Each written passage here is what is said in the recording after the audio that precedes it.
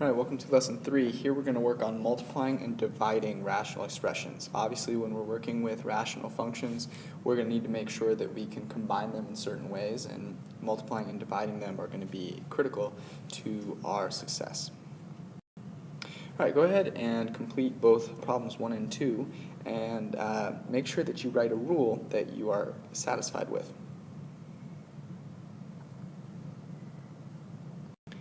All right, let's go through these quickly. A couple things to note. There's a couple different ways that you can multiply fractions that can make your life a little bit easier, but the most basic way is simply to multiply the numerators and the denominators together. So when I do that, I'm going to have 2 times 3 divided by 3 times 8. Now, in this construction, you can see that there's some simplifying you can do. For example, 3 divided by 3 is the same as 1 over 1. And 2 divided by 8 is the same as 1 over 4. Down here. So now I have 1 times 1 over 1 times 4, and that's just going to be 1/4. And notice that that's as simplified as you can get. If you didn't simplify before multiplying, you'll still be okay, but it might be a little harder to see. 2 times 3 is 6, and 3 times 8 is 24. Well, 6 goes into 24 4 times, so you'd still end up with 1/4, but that's a little bit harder of a process. Let's do the same here. So I'm going to have 1 times 5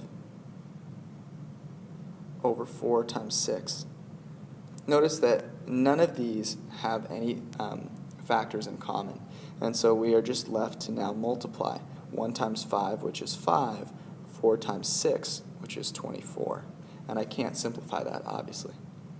So the rule that I should be coming up with is something along the lines of multiply the numerators and the denominators together, simplify if possible.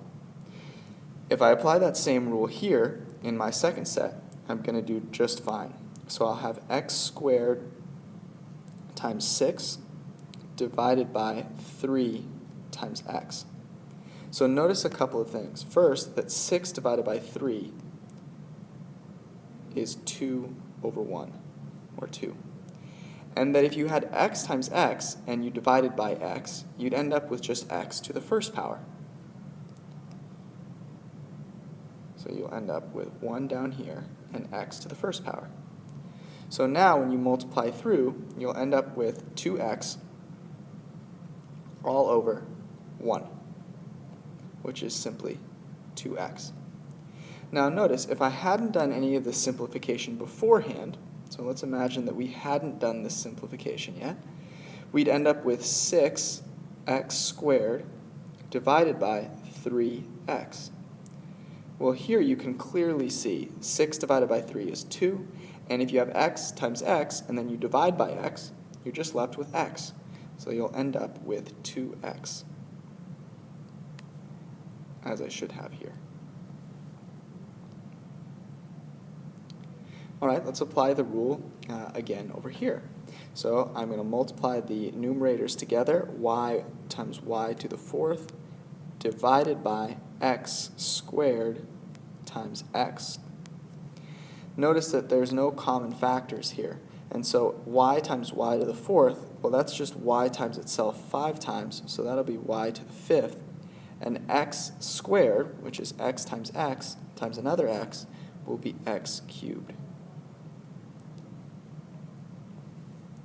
So the rule that we've come up with is not just okay for rational numbers like fractions. It also works for rational expressions. And this is true for all rational expressions. The procedures with which we multiply and divide rational numbers or fractions are the same procedures that we use to multiply or divide rational expressions. So exactly as I stated before, multiplying rational expressions and dividing rational expressions follow the same procedure that we use for rational numbers or fractions. So if you're ever stuck, think about what you would do in this situation if you had fractions instead of rational expressions, and that will hopefully clarify anything. So first, multiplying we went over in detail in the discovery problem, and you always just want to make sure that you're simplifying as you go. So you might want to add that simplifying as you go is going to be incredibly useful. To divide one rational expression by another, what you're going to do is you're going to multiply the first by the reciprocal of the second. And to see this as an example, let's just consider that we have, let's do 4/3 divided by 1/2. So remember, when you're dividing by a fraction, it's the same as multiplying by its reciprocal. And the easy way to think about this is if you're dividing by a half, just take $2. If you divide it up into halves, you end up with 4 halves. So it's the same as taking your $2 and multiplying it by 2. So this would be the same as 4/3 times 2/1, which is, of course, 4 times 2/3 times 1, which is 8/3. Okay? So let's go ahead and put these to work now. Important to just keep in mind that you're simplifying as you go, so try to keep them in factored form as long as possible so that you can see any factors that might be in common. You don't want to do too much multiplication because that'll only complicate your operations. All right, here we want to perform the specified operation and state the domain. So we have a couple of rational expressions here, and they're being multiplied. Notice that my variable is a here. That's perfectly fine. I'm just going to treat it as a variable. Nothing wrong there. So let's go ahead and think about the operation. This is multiplication, so we're going to multiply the numerators and the denominators. Now we have to be careful. We're multiplying all of this by all of this. So I need to keep my parentheses around each of those particular terms that I'm multiplying. And the same is true with the denominators. Okay, now you might be saying to yourself, this and this do not look fun. But remember the advice that we got from multiplying fractions, which is that we should see if we can find any common factors and cancel them out before we actually multiply everything together. So what we should do now is see if there is anything we can factor. Here we have a quadratic, so we know we'll have 2 linear factors. And here we can actually factor out a 3 from both of these. And here we have a quadratic, so there'll be 2 linear factors. And so if we factor this now, we'll actually save ourselves a lot of time when we're trying to simplify and state the domain. All right, so let's factor this quadratic here first. We need things that multiply together to be 9 and add together to be 6. And of course, a times a will give us a squared. So I'll have a plus or minus something, and we can think about this one pretty easily. 3 times 3 is 9, and 3 plus 3 is 6. So this will be a plus 3 times a plus 3 times, and now I have 3a minus 9. Well, I can factor out a 3, so I'll have 3 times a minus 3. In my denominator here, I have a squared minus 9. So notice there's no a to the first power, which means I need 2 things that multiply together to be negative 9 and add together to be 0. And this works out nicely too, because negative 3 and positive 3 multiply to be negative 9 and add to be 0. So I'll have a minus 3 times a plus 3, and then times another a plus 3. So notice that I have a bunch of terms that are the same in the numerator and denominator, and so in fact, if I multiplied this all out beforehand, I'd really be in a bunch of trouble because it'd be a complicated looking expression. But if I do this factoring first off, I can see that there are a bunch of things that are exactly the same. Now, remember that when I am canceling terms with a rational expression, I can't forget all the terms in the numerator which could potentially be 0. So I need to keep those in mind because that determines where my original expression, which is of course this here, is actually going to be undefined. So before I do any canceling out, I'm going to say to myself that this expression will be undefined. Where? Well, it'll be undefined when a is 3 or when a is negative 3, because those are the values that would make my denominator 0.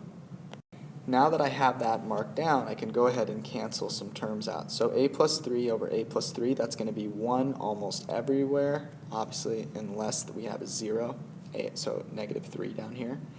And then we have a minus 3 and a minus 3. So that'll again be 1 over 1. And then we have an a plus 3 over an a plus 3. Well, look at that. We ended up with 1 times 3 times 1, and down here 1 times 1 times 1. So when we're all said and done, we just have 3 over 1, or 3. Except that it's not 3 everywhere, because remember, when a were these specific values, we would actually have an undefined function. So if this were my function and my independent variable were a, it would look like the line 3 almost everywhere, except when a is 3 and when a is negative 3. So the domain for this particular expression is all real numbers except a equals 3 and a equals negative 3. So make sure you write that down, and now let's move on to the second one. Here we have two rational expressions being divided. So just like we saw in that example with fractions, when we're dividing, that's the same as multiplying by the reciprocal. So my first step, of course, is to say that dividing is the same or equal to multiplying my first expression by the reciprocal of the second one. And now I'm just going to follow my rules of multiplication. So try this one on your own, see how far you can get. You can definitely go the whole way, but be careful to make sure you notice any simplification you can do, and also to figure out values that would make this expression undefined before you go canceling things out. Alright, so here I've done a little bit of the factoring in the same step. So I have 6 times x times, and this factors to x minus 2 times x minus 2. And then my denominator, I can factor out a 4 from this 4x minus 16, so it'll be 4 times x minus 4. And then this also has a common term of x, so I can factor out an x, and then I wrote this, so it'll be x times 1 plus 3x, or 3x plus 1. So now I can go through and see any terms that are in common. Now notice that 6 divided by 4 is the same as 3 divided by 2. They have a common factor of 2. And also notice that x over x are the same, so I can cancel those as long as x is not equal to 1. So I need to write down here that this is undefined when x equals 0. When x equals 0, that will be 0. And I have a couple of other things that will make this 0. Setting this equal to 0, I know that that will make my entire denominator 0 when x equals 4. And here, if I set this equal to 0, then I'm going to find that this will be equal to 0 and make my whole denominator 0 when x equals negative 1/3.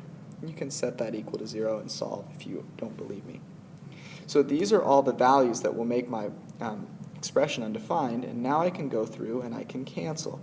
X over x is the same as 1 over 1. So now I can rewrite my expression. Alright, so I did a little bit of combination of a couple of steps. So first I multiplied these two together, and that just gives me x squared minus 4x plus 4, and then I multiplied by 3. 3x squared minus 12x plus 12. Down here I multiplied these two together, and then multiplied by 2, which would give me 6x squared minus 22x minus 8. So this is my simplified expression. I can't get any more simplified than this. And to state the domain, I already know all the x values that make this undefined because I factored and looked at each of the factors. So the domain are going to be all real numbers except x equals 0, x equals 4, and x equals negative 1/3. Alright, I'm going to go ahead and give you a couple now to try on your own, and we'll take a look at them in class. Alright, here are two more. Remember, the directions are just the same as numbers 1 and 2, so state the domain in a sentence after you're finished, and make sure that you do that so that you get full credit. And be prepared to present these tomorrow.